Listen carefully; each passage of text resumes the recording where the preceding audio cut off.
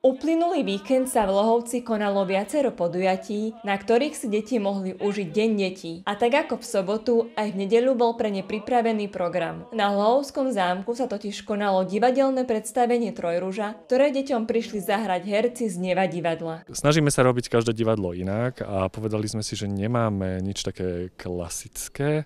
Akože samozrejme vyzerá to klasicky, ale nehráme ani s marionetami, aj keď je to kukátko.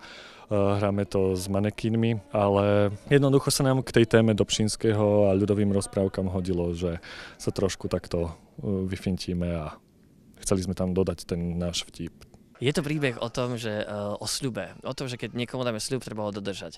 A vlastne otec sľúbil zlému medveďovi, alebo sa zakliatému medveďovi, že prinesie svoju najmladšiu dcéru. A to je jeho také najväčšie bohatstvo a má veľmi rád tú svoju dcéru a musí sa jej vzdať. Čiže je to o tom, aby sme sa dokázali aj toho, čo máme najradšej vzdať. A potom vlastne to jemu prinieslo také najväčšie bohatstvo, lebo ona si našla manžela, s ktorým ostala a žila šťastná na zámku. Moja loď aj so všetkým tovarom a peniazmi stroskotala. Čo to? No počkať, otecko, počkať.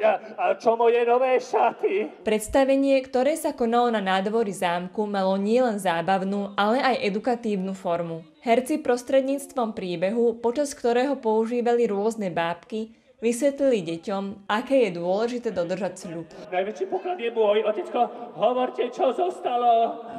Céry moje, môj najväčší poklad ste predsa vy tri.